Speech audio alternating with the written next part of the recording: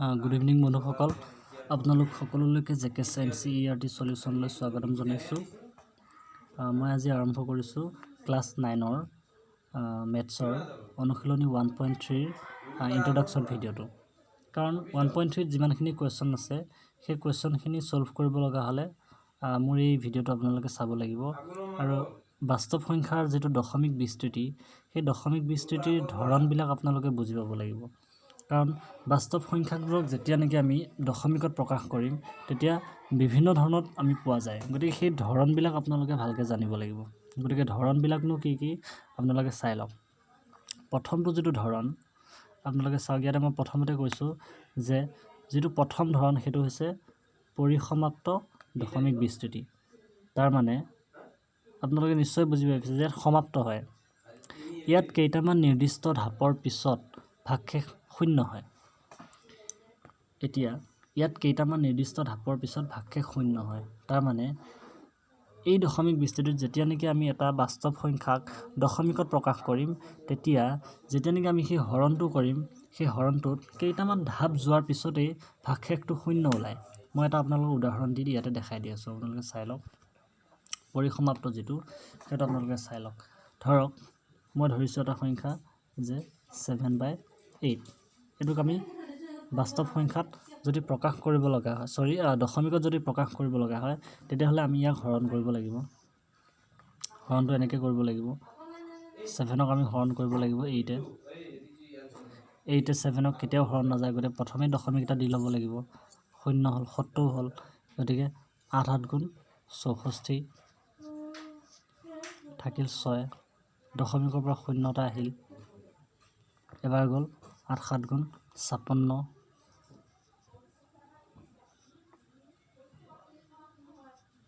4 থাকিল, দশমিকৰ পৰা আকৌ 0 হ'ল, গতিকে আপোনাৰ 8 × 5 = 40। তাৰমানে ভাগশেষ আমাৰ 0 ওলালে।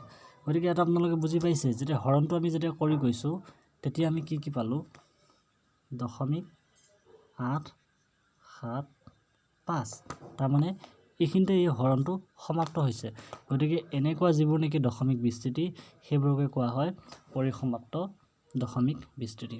এতিয়া নেক্সটটো চাওঁ, নেক্সটটো কি বুলি কোৱা হয়? নেক্সটটোক কোৱা হয় আপোনাৰ পৌনঃপুনিক বা অপৰিসমাপ্ত দশমিক বিস্তৃতি। এতিয়া বুজি পাইছে পৌনঃপুনিক বা অপৰিসমাপ্ত দশমিক বিস্তৃতি। তাৰমানে ইয়াতে আপোনালোকে বুজি পাইছে যে ইয়াত সমাপ্ত নহয়, অপৰিসমাপ্ত। ইয়াত কেইটামান নিৰ্দিষ্ট ধাপৰ পিছত ভাগশেষবিলাকৰ পুনৰাবৃত্তি ঘটে। তাৰমানে ভাগশেষবিলাক ইয়াতে শূন্য হৈ নাযায়, ইয়াতে ভাগশেষবিলাক আপোনাৰ পুনৰাবৃত্তিহে ঘটে।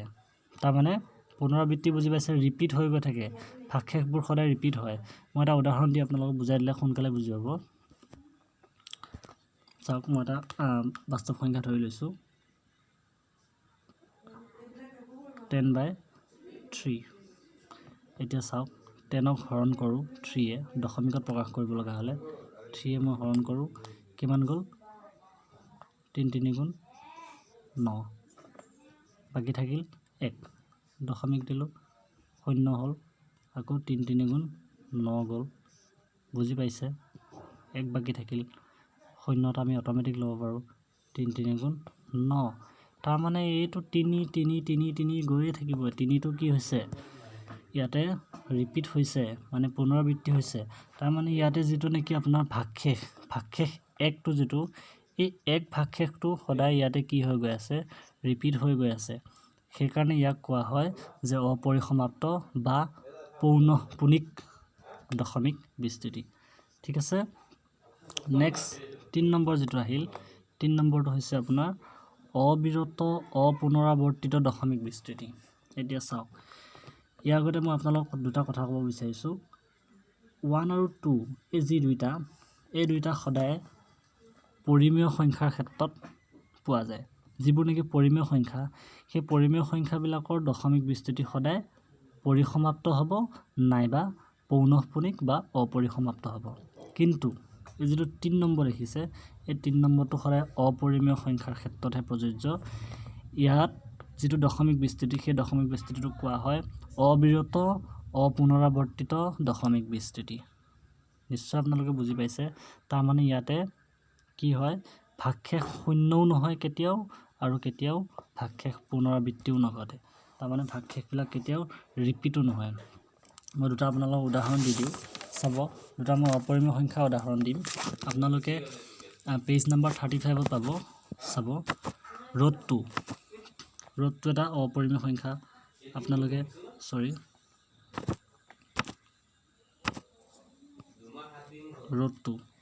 √2ক চাব। আপোনাৰ √2ক যেতিয়া নেকি আপুনি দশমিকত প্ৰকাশ কৰিব, এনেধৰণৰ পাব 1.41413562 আপোনালোকে পাই যাব।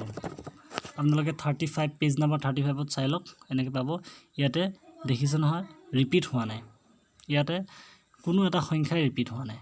ঠিক তেনেকৈ আপোনালোকে পাইটো চাওক। পাইটো চাব 3.1415926 এনেকৈ গৈ থাকিব।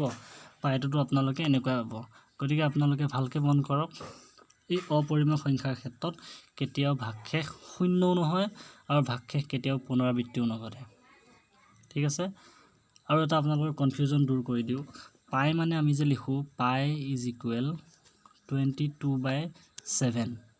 তাৰমানে যদি আমি ইয়াৰ পৰা চাওঁ 22 ওপৰত পি আৰু তলত কিউ, ইয়াতে দেখিছে নহয়।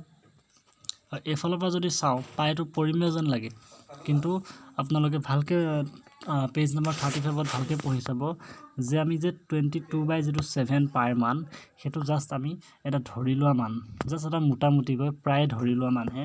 এইটো একজেক্ট যিটো মান সেইটো নহয়। সেইকাৰণে পাইটো আপোনালোকে ভুল ধাৰণাত নাথাকিব যে পাইটো এটা পৰিমেয় সংখ্যা। পাইটো এটা সদায় অপৰিমেয় সংখ্যা হিচাপে পৰিগণিত হৈ আহিছে আৰু ভৱিষ্যতলৈ পৰিগণিত হৈ থাকিব। ঠিক আছে। আজিলৈ ইমানতে থাকিল। Thank U.